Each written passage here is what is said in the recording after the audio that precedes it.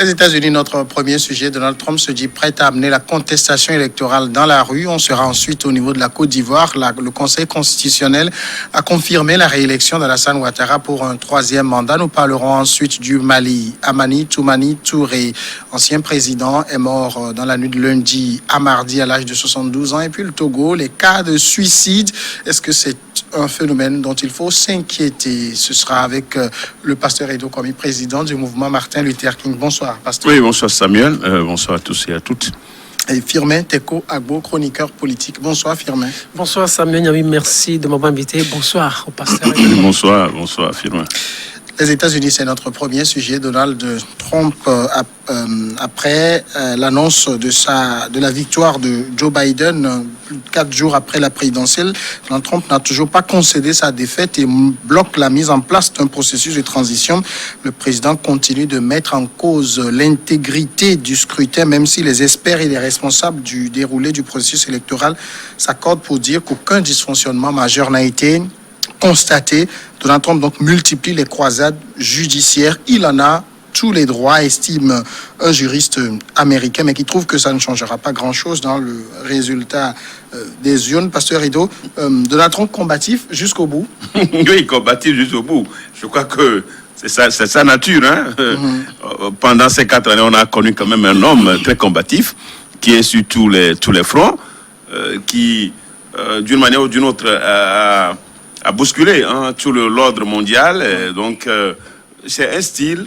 Je crois que prochainement, on aura étudié le trumpisme comme un système ou bien une idéologie pour marquer, pour immortaliser l'homme qu'il est. Bon, c'est vrai quand même que c'est aux États-Unis que ça se passe. Peut-être que c'est ce qui va un peu étonner les gens, puisqu'aux États-Unis, on estime que c'est la plus grande démocratie au monde et que au soir d'une élection, le vaincu appelle le vainqueur et que les deux se fraternisent pour faire avancer les États-Unis. Mais c'est tout le contraire que nous sommes en train de voir. Trump qui, déjà bien avant la campagne, a menacé de ne pas reconnaître les résultats. Donc il est dans cette logique-là. Il maintient sa course vers les contestations, comme si nous étions dans un pays d'Afrique où après les élections, il y a toujours eu des contestations. C'est les opposants qui crient aux fraudes. Aujourd'hui, c'est le parti au pouvoir, c'est le président sortant, le président en exercice qui crie aux fraudes. Bon, comment cela s'est passé, personne ne sait. Mais je crois quand même qu'autour déjà de son entourage, on est conscient quand même qu'il n'y a pas eu quand même un grand dysfonctionnement parce que les preuves à apporter pour étayer les cas de fraude ne seront pas aussi plausibles, ne seront pas aussi tangibles. Donc, ce qui fait dire à certains que, bon, souvent on dit quand on tue une poule, un coq, on ne peut pas l'interdire de se débattre. Bon, donc, c'est ce que Trump a de faire. Le 20 juin prochain, le 20 janvier prochain, il y aura quand même un nouveau locataire à la Maison-Blanche. Ce serait Joe Biden. Trump le sait très bien. Parce que Trump ne peut pas mettre en cause le système démocratique aux États-Unis. Les sondages le donnaient déjà depuis longtemps, perdant. C'est ce qui s'est réalisé. Bon, donc Trump ne peut que aujourd'hui reconnaître sa défaite et puis permettre aux États-Unis de conserver leur position de la plus grande démocratie au monde. Donald Trump, on le connaît, il est atypique. Il va se battre jusqu'au bout. Il va se battre jusqu'au bout, mais je pense que c'est comme ça. Il a été éduqué. J'ai même appris que il y a quelqu'un qui disait qu'il a été formé par un avocat qui lui a dit durant son jeune âge, vous ne perdez jamais. Dans cette vie, il ne faut jamais perdre. Même si vous perdez, vous ne devez jamais vous avouer vaincu. Vous devez dire au monde que c'est à vous la vérité et vous devez rester toujours dans cette posture. Je pense que c'est ce qu'il est en train de faire. Une vérité qui lui est propre. crée Qui est sa la vérité et il s'embourbe dedans. C'est sa vérité, donc il veut obliger tout le monde à suivre cette vérité et puis à s'en faire sienne, ce qui n'est pas concevable. Donald Trump, il faut le féliciter parce qu'il est venu, il a essayé en 4 ans de bouleverser l'ordre mondial et il bouleverse aussi le fonctionnement de la démocratie américaine. Donc, c'est comme il dit, l'ancien monde doit disparaître, on doit construire un nouveau monde, mais avec l'idéologie Trump. Ce qui n'est pas possible parce que il ne peut rien face au lobby, il ne peut rien face aux grands réseaux qui existent. Il a voulu combattre l'establishment, mais l'establishment a tout fait pour l'éliminer. Aujourd'hui, il va lui être difficile de s'en sortir. Mais Donald Trump, avec ce qu'il est en train de faire, on peut dénoter que la démocratie américaine est en panne. Et après des décennies, après des centaines d'années, il faut s'interroger toujours sur l'adaptation de la démocratie américaine aux réalités. S'il ne faut plus revenir au vote populaire. Parce que quand vous suivez un peu l'histoire de la République française, eux aussi, ils avaient adopté le suffrage universel indirect. Mais avec l'évolution du temps, ils ont fini par adopter le suffrage universel direct. Maintenant, les Américains, ils ont gardé depuis des centaines d'années le suffrage universel indirect avec le collège électoral, les 538 grands électeurs. Maintenant, avec l'évolution du monde, vous imaginez un pays où on organise une grande démocratie, bien sûr, on organise des élections, il faut attendre peut-être 15 jours, ou 6 jours, ou une semaine, ou un mois avant de connaître les résultats. Je pense que le monde est en train d'aller un peu plus vite. Avec ce que Donald Trump est en train de faire, on peut y tirer une leçon beaucoup plus intéressante. Il faut pas retoucher un peu la démocratie américaine. Parce qu'il ne faut pas trop attendre avant d'avoir les résultats. En France, on organise les élections à 20h, vous avez déjà les résultats, quoi. L'autre chose aussi, l'autre enseignement aussi qu'on pourrait tirer, c'est que les Américains, ils nous montrent un certain nombre de choses. Vous imaginez un chef d'État qui est là, qui est élu, mais qui ne contrôle pas le système électoral. En Afrique, on contrôle le système électoral. Vous demandez à Ouattara, il contrôle le système électoral. C'est-à-dire, en Afrique, c'est une question de centralisation des résultats. Tous les résultats des CELI sont centralisés d'une ville ou d'un village à la capitale. Mais ici, il n'y a pas une CENI, une commission électorale à Washington, qui est la capitale, Washington DC, qui est la capitale, où les résultats de Pennsylvanie viendront, où on acheminera les résultats de Washington, l'État de New York ou de la Californie. Mais ici, chaque État contrôle ses propres résultats. Donc, ce qui fait que le président américain n'a aucun contrôle en réalité sur les résultats. Donc, il est là et il suit les médias aussi. Et ces observateurs, peut-être, qui sont dans tous les États, suivent aussi les résultats. Et il attend que les États, chaque État donne les résultats. Donc, à ce niveau-là, on voit que ça, c'est une particularité qu'il faudrait saluer. Le chef de l'État, il est chef d'État, mais il ne contrôle pas en réalité l'élection. Ce sont les États, c'est chaque État qui contrôle l'élection. Ouais, donc, si on peut s'en inspirer en Afrique pour rendre un peu plus indépendantes nos CELI, c'est-à-dire on organise des élections dans ce village ou dans cette ville proclame ses résultats, dans cette ville, on voit cette ville proclame les résultats et chacun donne les résultats et après on fera le décompte. Si vous faites ça déjà que c'est fait au niveau national, mais parfois ça met plusieurs jours. Si vous faites ça en 2 ans, vous n'avez pas les résultats. Alors ici, est-ce que vous pensez que, bon, c'est vrai que le système américain est très rodé. Donald Trump peut même refuser le 20 janvier de laisser la Maison Blanche. Il sera contraint de partir. Donc, ce qu'il fait, c'est de la rodomontade. Il sait que ça n'aboutira pas. Oui, mais ça n'aboutira pas. C'est de l'amusement. Mais bon, Donald Trump veut écrire une histoire propre à lui sur les États-Unis. Et ça, il a déjà fait. Il a déjà fait les 3 jours de contestation. Déjà, ce qu'il a fait, il a déjà rentré dans l'histoire. Il est rentré dans l'histoire parce que, d'abord, il faut aussi noter que pour avoir presque 70 millions de voix, de votants, ses prédécesseurs ne l'ont jamais fait. Ne l'ont jamais fait. Donc, malgré tout ça, les gens ont voté encore pour Donald Trump jusqu'à 70 millions. Énormément. Ce qu'il a pas fait en 2016. Oui. Il a eu plus de voix qu'en 2016. Malgré tous ces bourdes, malgré tout ce qu'on a dit. Donc, je crois qu'il faut que les gens, cet aspect-là, il faut qu'on note cet aspect très important. Et c'est pour ça que, en réalité, le système actuel, ça triche. Donald Trump est très populaire reste encore populaire aux États-Unis. Bien sûr, contre le système populaire. Bon, donc c'est pour dire que il est déjà entré dans l'histoire. Et il ne faut pas quand même qu'il gâche encore, c'est-à-dire qu'il fragilise le système démocratique américain. Parce que là, ce qu'il est en train de faire, ça ne fait pas bonne mine, ça ne fait pas bonne image pour les États-Unis. Et en principe, lui et Joe Biden devaient déjà se retrouver. C'est ça, c'est la tradition. Ouais, c'est la tradition. La tradition veut quand même que les deux candidats se retrouvent. Exactement. Bon, on a déjà raté ça. Alors que c'est en fonction de tout ça que le 20 janvier, le 20 janvier est préparé pour la passation des charges. Bon, donc, Donald Trump a marqué l'histoire, a marqué le monde entier.